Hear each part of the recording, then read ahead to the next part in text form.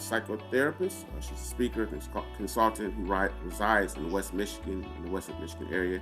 She's a two-time graduate of Grand Valley State University, most recently earning her Master's of Social Work in 2009. Ms. McNichols is currently employed as a mental health counselor at Calvin University while maintaining ownership and providing clinical services at her own private practice, the Blossom Counseling Center for Personal Growth and Development, located in Kentwood, Michigan. The Blossom Counseling Center is Shane's primary goal is to assist clients as young as 4 years old and flourishing from the inside out.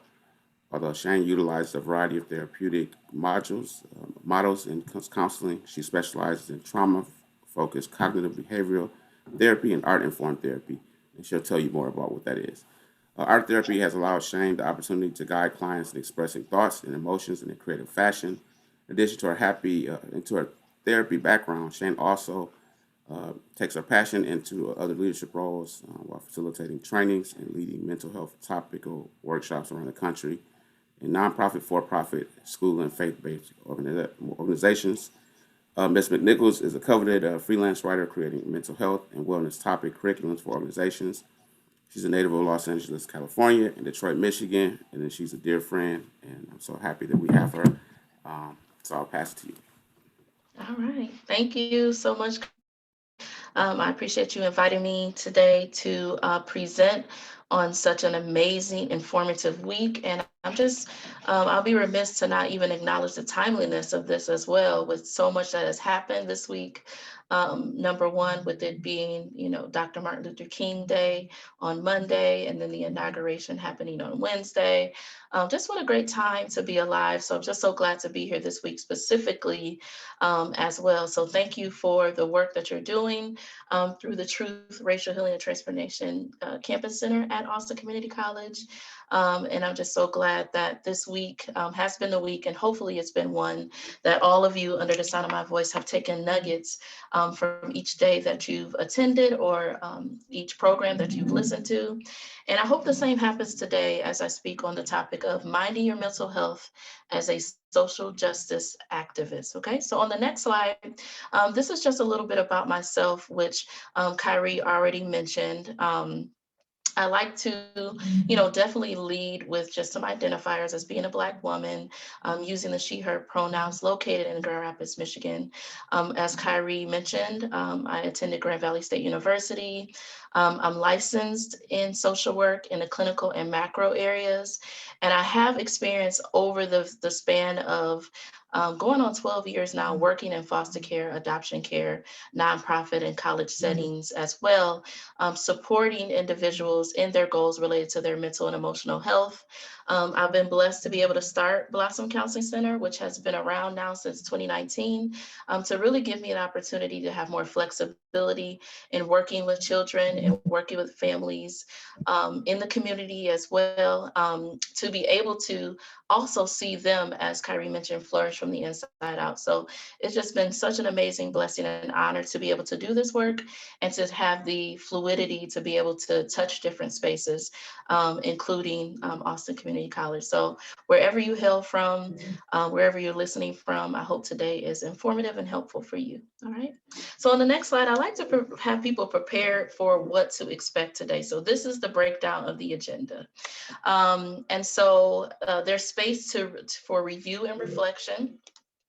After that, I'll do an introduction to the CBT model. So if you don't have experience with mental health, and one of the approaches that's evidence-based and very popular, CBT, is called cognitive behavioral therapy. And so that's going to guide the first half of our time today. And that will be connected to some images that I will show connected to social justice, world issues from the past and present. And then there will be time for you to individually reflect on another issue, because what I do understand is that the world is not a perfect place. United States is not a perfect place. So although I'll be highlighting some very specific, informative situations that have happened, I know there's more besides. So I'll give you an opportunity to kind of process those on your own also. Then we'll have some discussion, or I'll speak to you about the action portion of the CBT model. Action as advocacy will be addressed, the repercussions for doing social justice activism, because we know anything that we fully put ourselves ourselves, and especially topics that we're passionate about, we're going to experience fatigue. In my field, a big buzzword is called compassion fatigue. So we'll talk about that. Coping skills, self-care. I'll give space for brainstorming, processing, and questions, and then also any resources that are known from my end, and then we can also share that as well. Because I will be flowing through the particular presentation, if you do have questions, feel free to drop them into the chat box. And at the end, with Kyrie's help too, I'll be able to address those questions at the end. But for sure too, in the middle of the presentation, I might ask and solicit your input on experiences related to the images, okay? So that will be the format. So on the next slide, there are just many different words that will be clicked through that will identify just what's been going on in our current climate as a whole. We have racism, we have human trafficking going on, sexism, police brutality, issues with politics, there's protests, there's poverty, there's advances in medicine, there's COVID-19, all things related to the pandemic, okay? There is a lot going on. And if anything that I've learned, especially during this pandemic, is that my job has not slowed down one iota, because what people are realizing is, number one, if they didn't already have a predisposition to mental health, they do have one now. Or if they didn't have symptoms before, they do have them now. And if there were already symptoms, let's say related to the classic ones of depression and anxiety, they have bubbled up to the surface and has run over as well, not only impacting themselves, but then also the people around them. And so, as I mentioned previously, of course, we are not in a perfect world. And so with that, as long as we have our existence and we're thriving in the space, there's going to be situations that are going to weigh us down, and they're going to bother us. And not only that, but then also we have to be mindful to really address how much is coming in, because one thing we know about the media, from social media to the news, internet sites, etc., it's coming at us all day related to these topics. And then too, we are humans. We have our own personal things as well. So there's been a lot on us. So the next slide just kind of shows a visual representation about the weightiness of the fact that we are all impacted. It's like a never-ending storm all the time. Every time we look up to the left, to the right, etc., we're seeing something, we're hearing something, we're experiencing things internally, which oftentimes shows up to externally as well. And so, again, imperfect world, we're having impacts of that, and we're having to learn in this point of our lives what to do with those feelings that we feel and how to address those in ways that are going to be healthy and safe. So that'll be touched on toward the end. But before that, we're going to incite and talk a lot about some of those topics as well. Okay. So on this next slide coming up, here is a bit of a snapshot on CBT, or as I mentioned, cognitive behavioral therapy. So CBT really flows on this triangular shape that we see right here. We have thoughts, which is what we think. We have emotions, which is how we feel in our bodies and in our minds. And then also we have behavior. And another word for behavior is actions as well. So we have cognitions, we have feelings that impact our bodies and impact our actions. Some individuals in my field, when they flesh out CBT, they also talk about physical sensations as well. And so on this next slide coming up, there is something called a cross-sectional formulation. And so what this cross-sectional formulation is it allows us to think about a situation. And then based on that situation, to really take self-inventory and to decide or to think about what we're thinking about. So based on a situation, what goes through your mind? Cognition. Emotionally, what emotions come up for you based on that situation? Physically, what physical sensations do you experience? And then behaviorally, what was your instinct and a response, and what did you do or avoid doing at that time? Okay. And so with that being said, I want to also invite you, if you don't have a piece of paper or a pen in front of you, I would highly suggest that, as this next portion of the presentation will be very much interactive, okay? And it'll give yourself the opportunity to work through your own cross-sectional formulation. So if I was in front of you today, I probably would have passed out a sheet that looked just like this, okay? And so since I'm not there in body, tangibly, I invite you to get a piece of paper, and you can follow this same type of setup where you do physical arrow, cognitive arrow, behavioral arrow, emotional arrow, or you can just write them as a list. So first doing cognition, your thought, then doing behavioral, then doing emotion, and then physical sensation. And so you're going to have about 5 or so different opportunities to process your thoughts, your emotions, your physical sensation, and your behavior based on the images that are coming up, okay? One of the images will also involve a video as well. And so again, I will release you for each graphic or each video to go to your cross-sectional formulation and to fill out how you're experiencing the information that's in front of you, okay? So this next slide is just the introduction to this media portion. So again, you'll be noting your thoughts, your feelings, your physical sensations and behaviors around the images and videos on your own CBT processing sheet. But just like any clinician or any individual that is in this caring and helping profession, we always want to offer some level of a disclaimer, okay? And so I'll say this right now: if there are any visuals that you see that are disturbing, please feel free to either look away or to take space, meaning if you got to get up and walk away, feel free. If there are any sound bites that are disturbing, you may choose to leave the space, or you may choose to cover your ears. So with all that being said, take care of yourself. One thing that I understand as well, as I mentioned earlier, is that we all have an invisible suitcase of issues, okay? Because I'm not every single person under the sound of my voice's therapist, I don't know exactly what's going to trigger you or set you off and what's not. And so if you see something that's doing that, that allows those invisible suitcases to bust open and you to feel some type of impact mentally, emotionally, or physically, please, again, I can't stress it enough, take care of yourself. All right.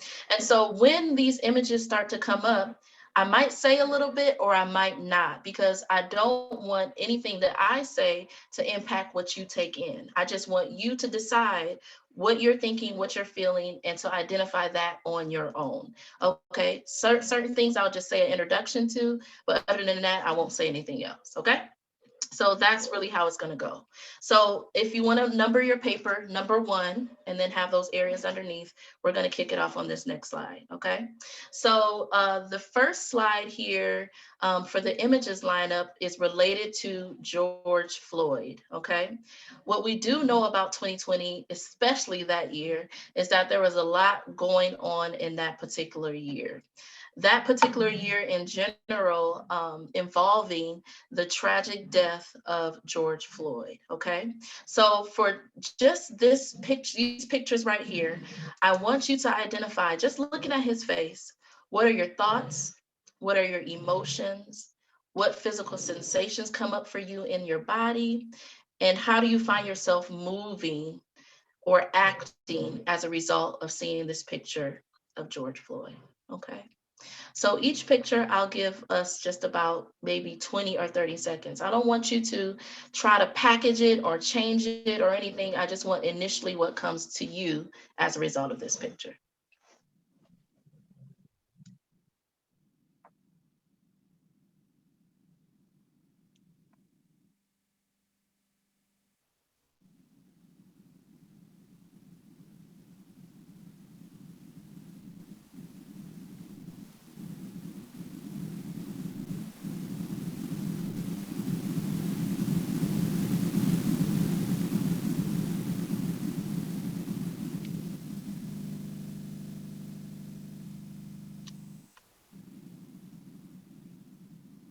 All right.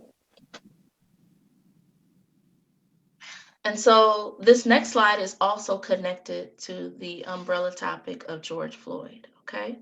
So what thoughts come up in your mind, your emotions, physical sensations, and behaviors for this next slide, okay? But let's see. All right. So here we're getting a little bit more graphic. I'm giving you 4 different options of a picture. Your mind's eye might have you zoom in on the top. It might have you zoom in on top left, top right, left, bottom right. But for you, where does your mind go? Do you see it as a whole collective context? If so, just write about it. You know, what are your thoughts? How do you feel in your body? Everything from changes in breathing or heart beating fast or stomach getting queasy, whatever the situation might be, write that in addition to how you find your body moving or behaving, and then how you're feeling on the inside. Okay, so same type of context of 20 to 30 seconds.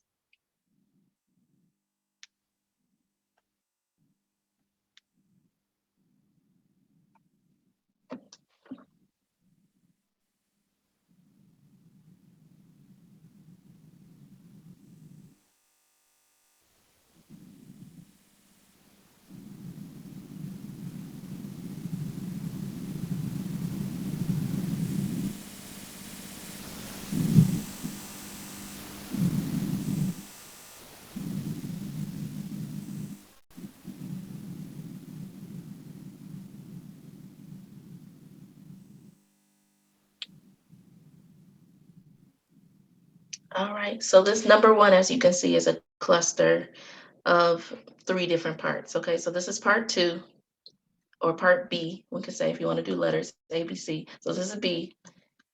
And on the next slide is C. Okay. So where does your mindset, how do you start feeling? How do you start behaving as a result of these pictures? Again, you can look at them individually, or you can look at them as a whole.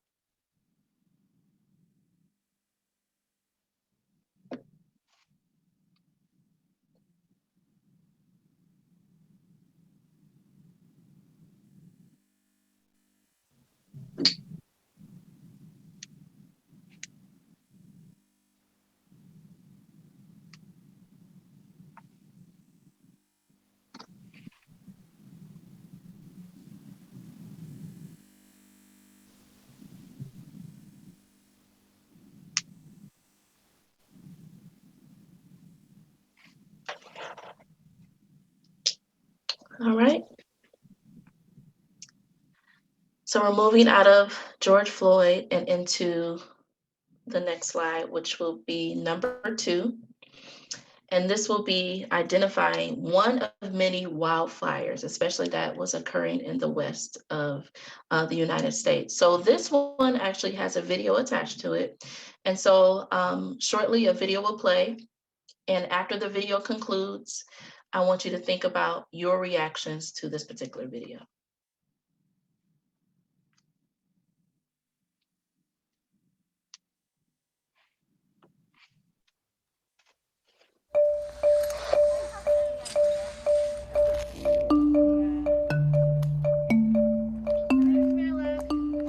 It's like, it looks so small. We're just like, how did our big life fit in this little This is the kitchen sink. area? You know what I mean?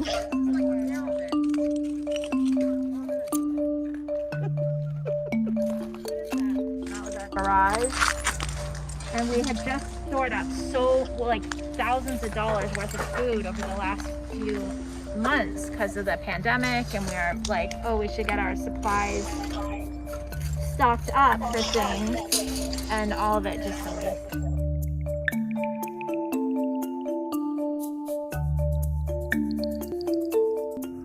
So here's the front of our house. This is the chimney.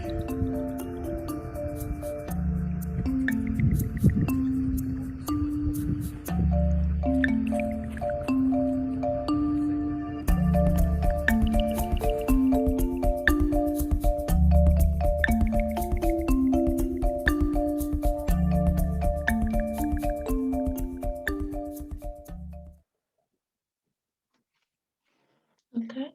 So thoughts, emotions, physical sensations, and behaviors as a result of watching a snippet of just many wildfires that have occurred in the aftermath of that, okay? So I'll give you about 20 seconds for this, and then we'll move on to the next.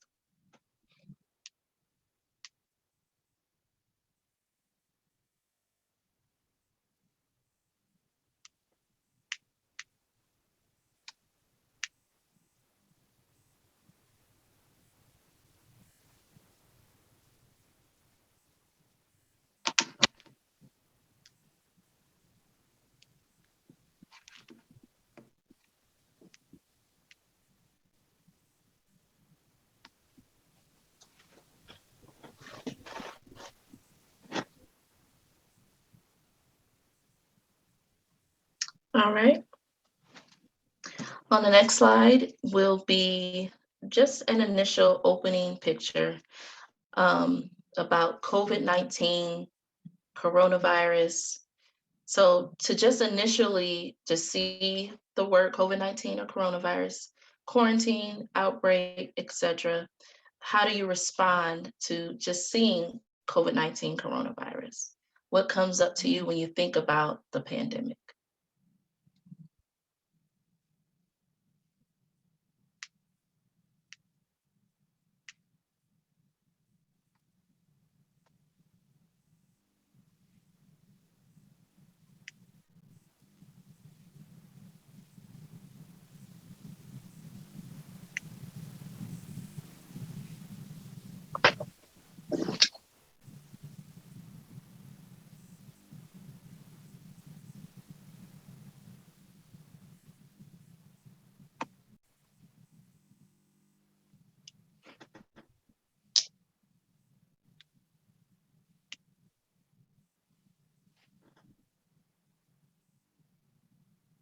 All right.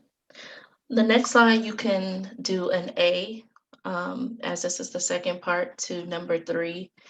And this is just the appearance here, as you see a person looking from the inside out and just knowing that there's restrictions, quarantine across the windows.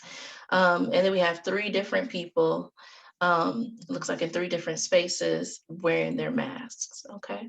So what comes up for you seeing this? Is it an external thought just about seeing others in masks or these particular images? Or does it cause you to think about yourself being masked?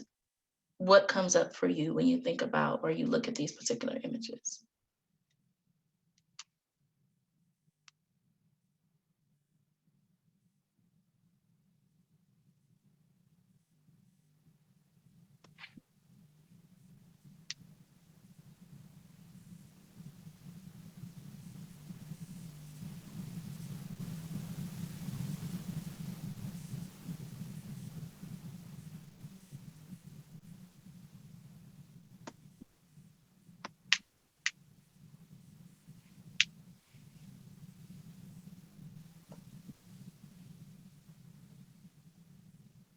Okay. And on the next slide is an issue that has impacted the state of Michigan, but clearly implications around the country as well. And that is the Flint water crisis, okay? And so the Flint water crisis, due to the contamination of the water, the lead poisoning that has occurred, over 100,000 and counting individuals have been exposed to contaminated water, okay? As a result, as you can see in the middle picture at the top, and also the picture to the right of that, and then at the bottom, there's been skin changes and impacts related to the water issues in Flint. We're just going to focus just on the issue and how that's been a thing since April 25th of 2014. And I'm saying we're just focused on an issue because I know other things recently have developed related to this. But just right now, thinking of this experience, some of you might be thinking of it as an external factor of what just those individuals are experiencing in Michigan. Some of you might be moved to empathy to be thinking about how your life would change with contaminated water in that particular type of area. a lot of these individuals too, because they don't economically or socioeconomically have the resources to leave, have had to stay in that particular area for the totality of this time and having to endure the water that issues that have happened. And even to just contend with the lack of assistance and support and the racism and classism and all the isms that have occurred as a result of the water crisis. So again, take some time to write out your thoughts, your feelings, physical sensations, and behaviors when you think about this crisis from your own standpoint, but then also if you were them, or also just looking at these pictures in general. Okay.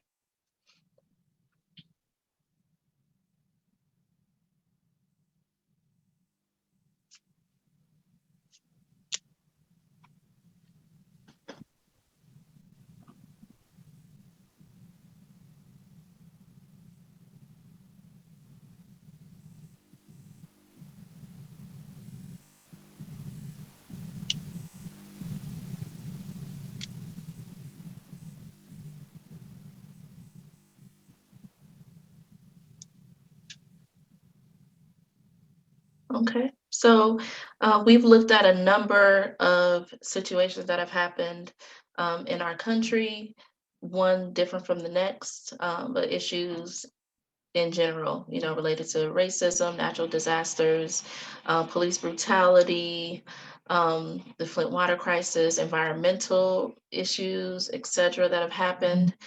So for this next slide, I want you to just choose your own.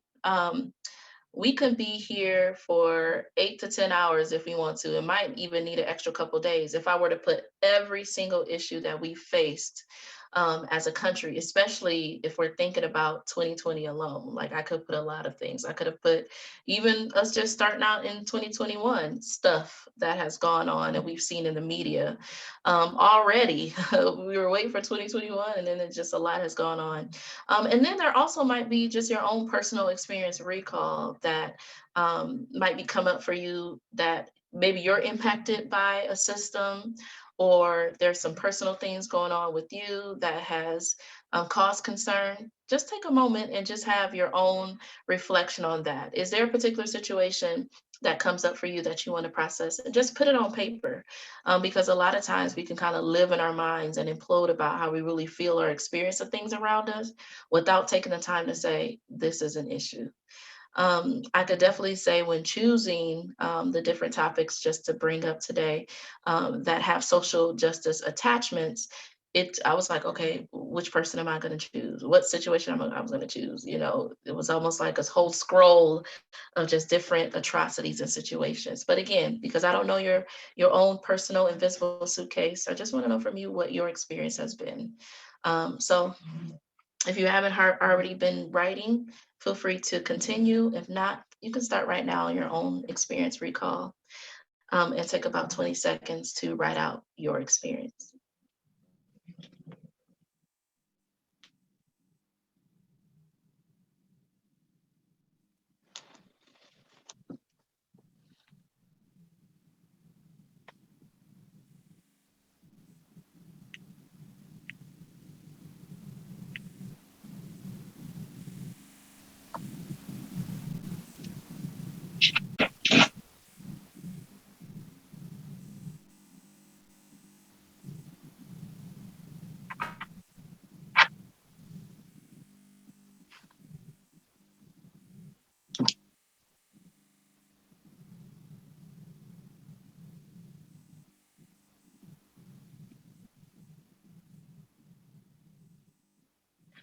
So on the next slide, we're just going to take about a minute just to reflect.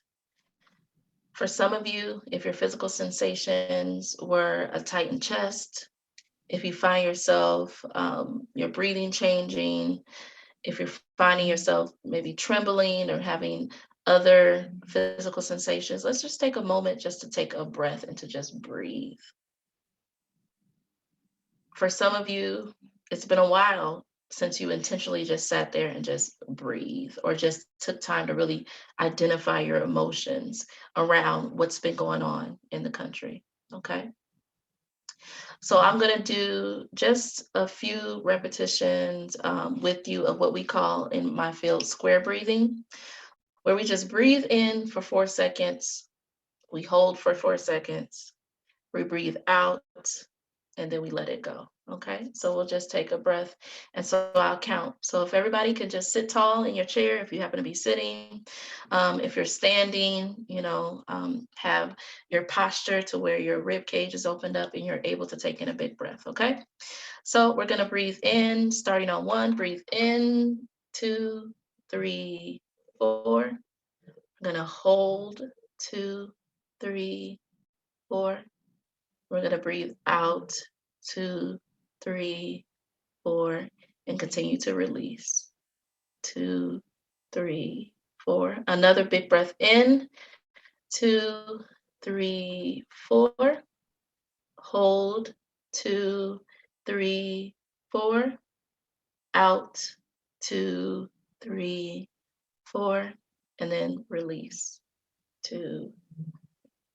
Then last one, big breath in. 2, 3, 4.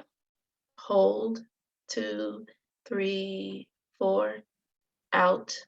2, 3, 4. And release. 2, 3, 4. Okay. So there's been, again, quite a bit we've been holding space for at this time. If anybody has a reflection or an emotion or a thought that has come up for you pertaining to the images that I shared, the video that was shared as well, feel free to let me know. I think people are able to unmute themselves. Is that true, Kyrie? Okay. So if you have, something that you want to say about any of the images, if you don't want to go through your whole processing sheet, that's fine. If you just want to sit and just identify with us after you're unmuted some of your emotions about the images, you're welcome to do that as well. Okay.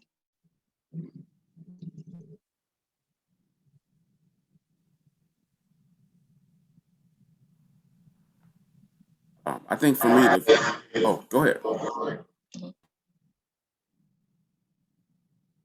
Okay, so Raven says, I felt like all of my emotions started with sadness, which says a lot about 2020. Absolutely right. And I definitely want to normalize that, not only in the private therapeutic spaces of feeling sadness, but I would be remiss not to mention, I'm sure there's others who also felt sad as well. So yeah, thank you for that. Other thoughts, either verbally or in the chat?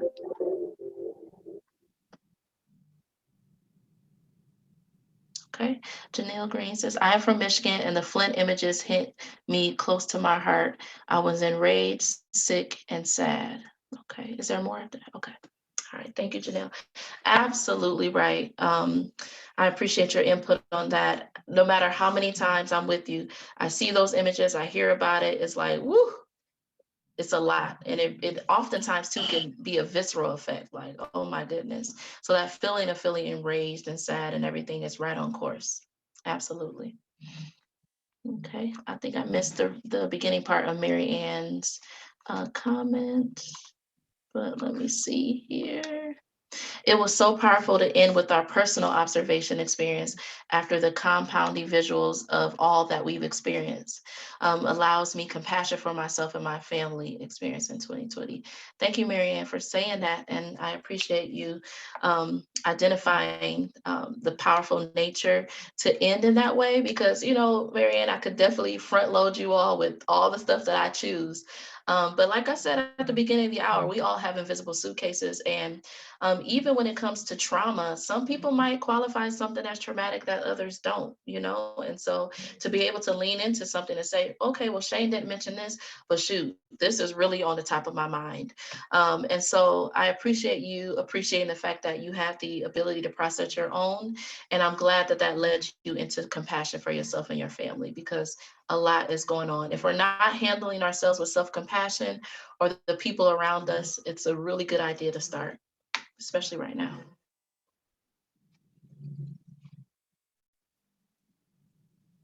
All right, Kyrie, did you have something to say? Yes, usually when That okay. Usually, when it comes to George Floyd, I'm having conversations, but as I saw his picture today, it made me anxious because I don't often get to reflect on my feelings. Mm-hmm. Absolutely. We love the call. We love the purpose. We love the even the responsibility to be a part of the healing community, which I know, Kyrie, you are as well. And it's great to be able to take space for others. And it's great to be able to be a listening ear and a sounding board. But sometimes what we find ourselves is forgetting about ourselves. And it's like, whoo, I've been available for this. I've been putting this information out. I've been holding space for this person, being present, etc. But sometimes we forget about us. And I'm glad that you're able to take this opportunity today to kind of put yourself first and to think about, not kind of, but to put yourself first and think about what you're experiencing and how you feel looking at those images as well. When it comes to anything that I present about or anything that I'm having talks or conversations about, I've done it myself. But what's amazing too about the human experience is we'll see an image over and over, and maybe for the first few times you might feel the same, but then the next time it might be an elevated version of that feeling or a whole different feeling. So sometimes we just need space, even on the same topic, to say, okay, let me check in with myself. Where am I at with this now? What does this look like for me as a person? How am I feeling? And what do I need to do about it? Okay. So any other last comments before I move on to the next slide?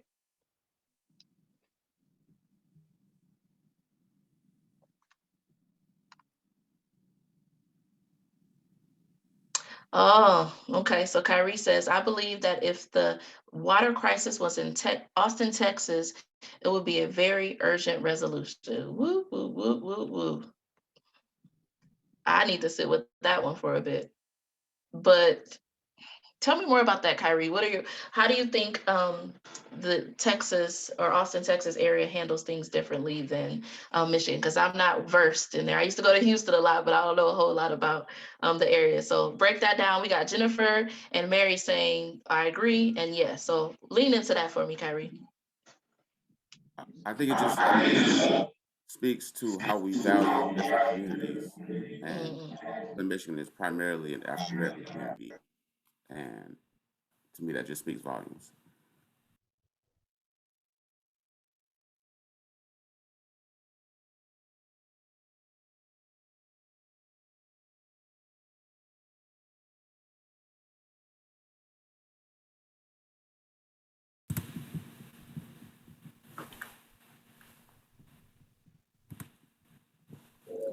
Yes, Kyrie, I've now experienced a water crisis in Boston and in Boston and in Austin, and it was resolved quickly. Okay, Marianne, thank you for that. That's all right. That's all right. That's all right. I had to pull from my rapper's hat to try to get that together. But I appreciate what you said about that for sure. Isn't that something else? The United States of America, you could go in different places around the country, or you could be in the same state and feel something totally different, have totally different accesses to resources, have totally different responses to urgency, definitions of a crisis or sense of urgency is something else. Mm-hmm. Okay, and Raven says, you didn't even hear about other places like these crises. Absolutely. Yeah, so, and just to even to imagine the other places that are struggling in silence, who don't have the media opportunity to be seen and just walking wounded and hurting and experiencing a lot at this point. It's a lot, it's really disheartening. Okay. So on the next slide, there is just a question to think about was there difficulty in the behaviors or actions portion? So we're thinking about what we're thinking about. We're identifying the ways that we feel, but a lot of us might be in positions to say, well, what do we do? Or what can I do? What does that look like for me to even lean into that? Um, and so that's something that I hear common for different people. So we'll hit on a little bit about what it means to take action and what it means to be an activist or an advocate, okay, with these particular topics or ones that I don't know about that you're experiencing or know somebody that experiences as well, okay? And so difficulty in the behavior action section is normalized. And maybe some of you are just like, hey, I already know what to do. I've been doing it, but maybe today is propelling me to do more. Either way, let's go, let's get it, okay? So next slide is all about action.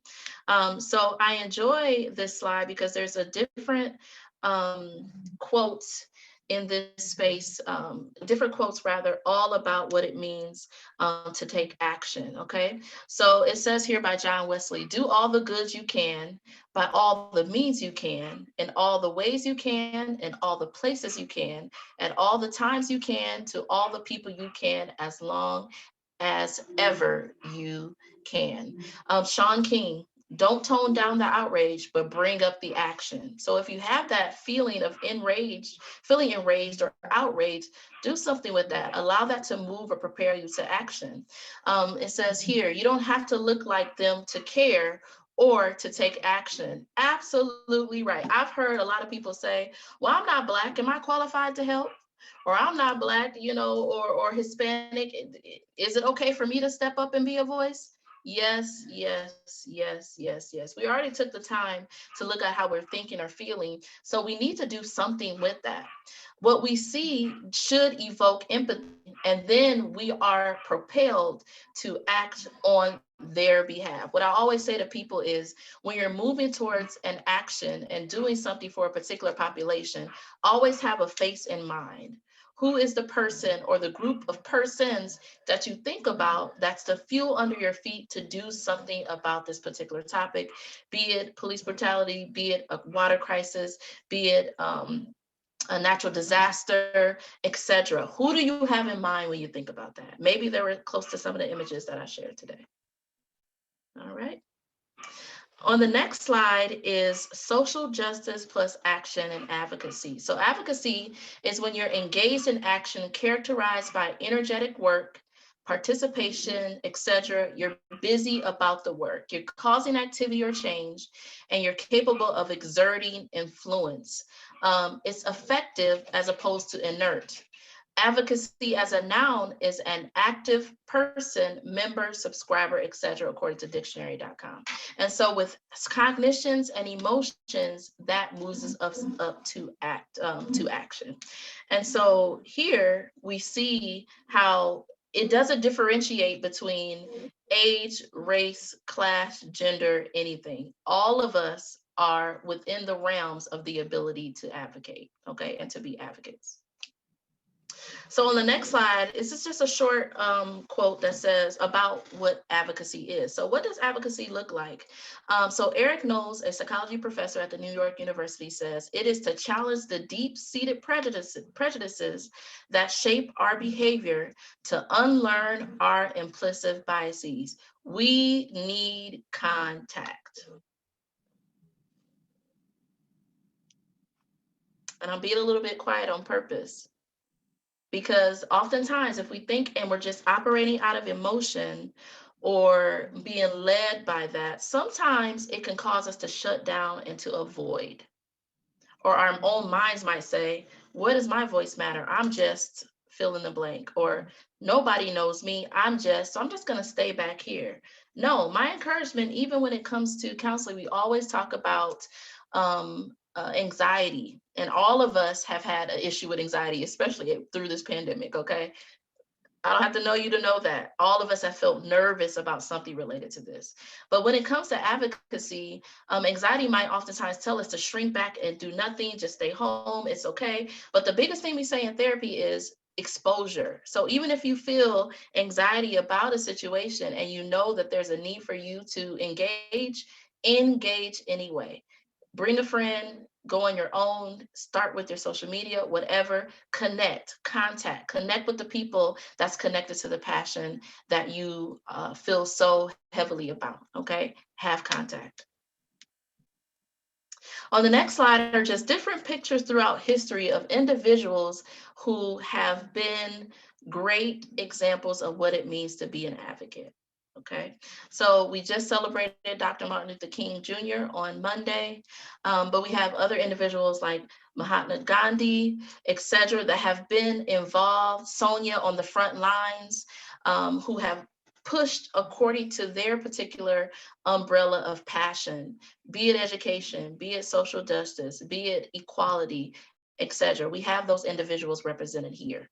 And so I have a picture of this person that none of us knows, I'm sure, and they have their shirt opened up and it says change agent. And I want you to imagine putting your own head and your own face on that particular image, because you too are a change agent. You too have the ability to step out and to lean into topics and passions as well. I'm just even thinking about how many people probably told Martin Luther King to shut up and sit down, even more than we know about behind the scenes, or individuals maybe in school that made him feel like he wouldn't be anything today, or that he wouldn't be anything during his time rather, or that he nobody knows him, nobody cares, or I'm just imagining the opposition. And oftentimes when it's something that we're really passionate about, we get all the oppositions, we get the fiery darts coming from every single side about what we shouldn't, can't, and won't do, but I'm going to tell you, regardless, if there's a passion in your heart, you also can affix change agent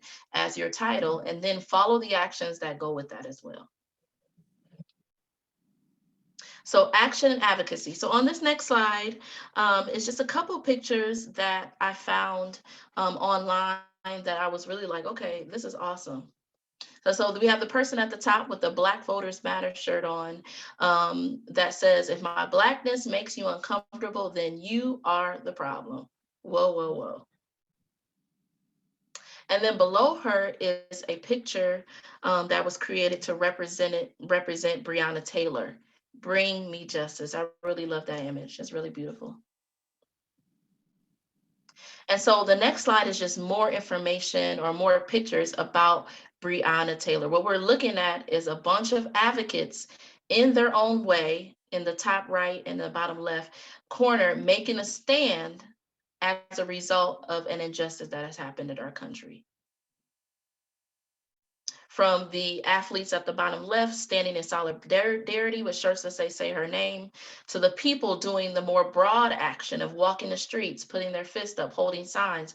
All of it is advocacy. Okay. So what I'm imagining, which I'm sure I would be correct in saying, they have Breonna's face in mind, possibly even her boyfriend as well in mind, where they're going out and hitting the streets and saying justice for Breonna Taylor. Even O Magazine using, for the first time in history, having Breonna Taylor on the cover of the magazine to make a statement similar to this billboard, demanding that the police involved in killing Breonna Taylor are arrested and charged. So this is all different levels of advocacy, but guess what? Advocacy nonetheless. And so next are just different pictures of different forms of advocacy groups from Black Lives Matters, individuals out there making their voice heard related to Dreamers. Social media has been an amazing opportunity for people to make their voices heard, to talk about the topics that aren't being talked about, or even talking about the topics more that are being talked about, to bring it to people's attention that we need change, we need equality, we need justice, we need fair treatment, all of those things. So the social media opportunity is really great in allowing people, okay, Kyrie, to be able to lean into that, to even have opportunities for people to put up different donation opportunities, etc., for people to be able to get over whatever hump, or to be able to have more justice or equality related to a particular topic. So social media has been just an amazing outlet and opportunity, especially allowing individuals to go viral, etc. So on the next slide, it's just a question: what social justice issues are important to you? And you don't have to share this if you don't want to, but what have your actions looked like thus far? What have you done as a result to the issues that are important to you? This is not a space of judgment. This is not a space of shame. If you're thinking to yourself, so I invite you to not do the same thing to yourself either.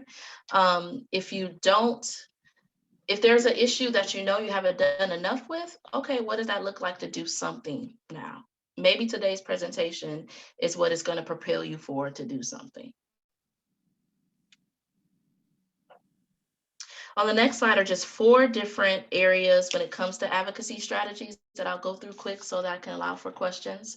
Is no matter what, being positive, being prepared, being passionate, and being persistent. When we're doing this advocacy work, and that's according to the Connecticut Network, which is a great website that talks all things advocacy. But when it comes to leaning into social justice issues, taking these 4 mindsets with you as preparation when you're there, etc. But then also utilizing wisdom on what that needs to look like for you when it comes to advocacy.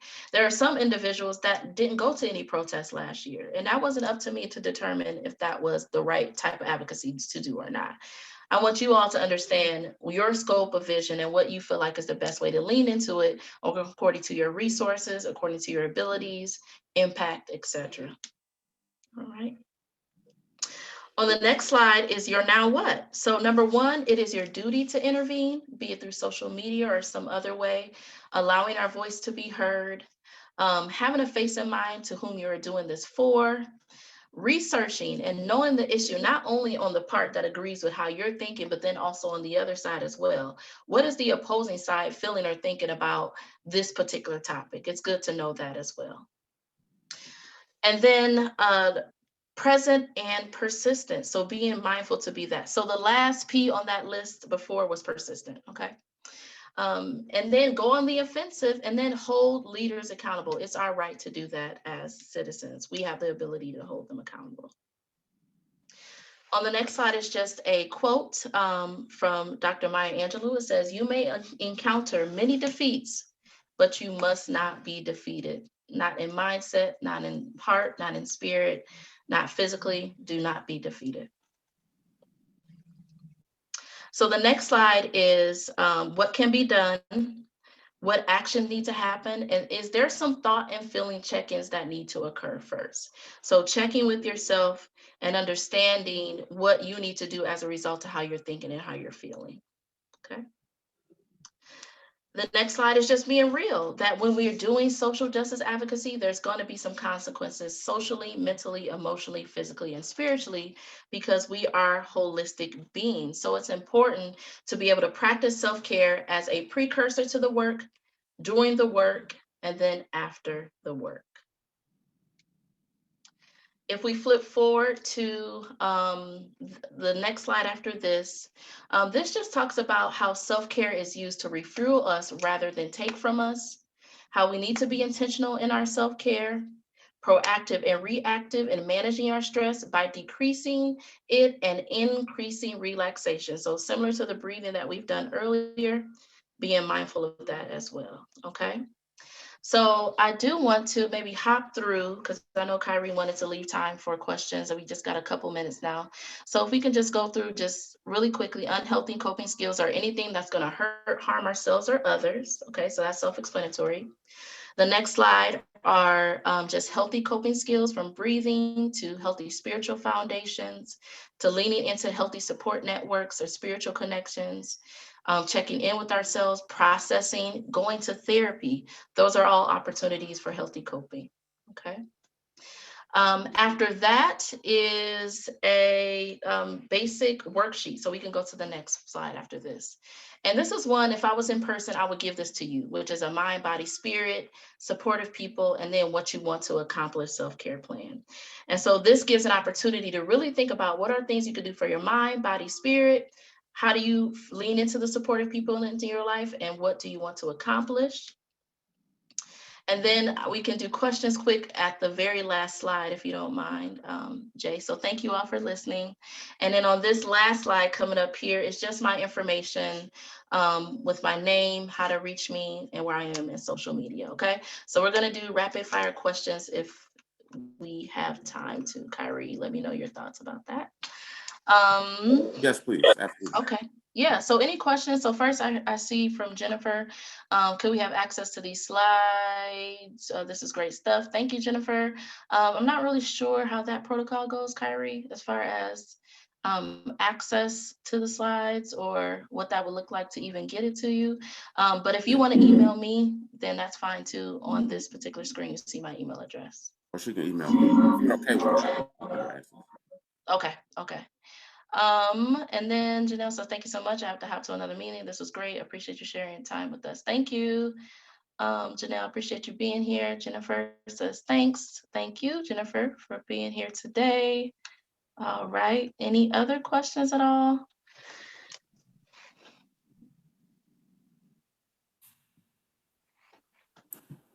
Well, thank you so much, amazing Shanye McNichols. Thank you. Please, yes, thank you. We're so excited to have had you in the space and for all you've given us to think about and reflect on as we are doing this work. For all the participants, please check this chat box. There is a survey link, and we always encourage you to please give us honest, open, and candid feedback so we can continue to improve on the resources and programming we provide for the campus. And we have one event left, but it's primarily for students. It's a racial healing circle that'll be starting actually right after this event. If you are still interested and have not RSVP, you can shoot me an email, and we still have a few spots open. And beyond that, most of the sessions we had for this week were recorded. So if there was a topic that you weren't able to be a part of, uh, check the TRHT webpage in the next week or so, and we'll have an announcement on there. We're still working through how we're going to make that available. But thank you so much for just being engaged in this conversation, for all you do to contribute to our community, whether you're a student, staff, faculty member, or community member, and look forward to all we have coming in the future. This week was just a sneak peek into how we engage around these topics and how we'll be serving the ACC community and the Austin community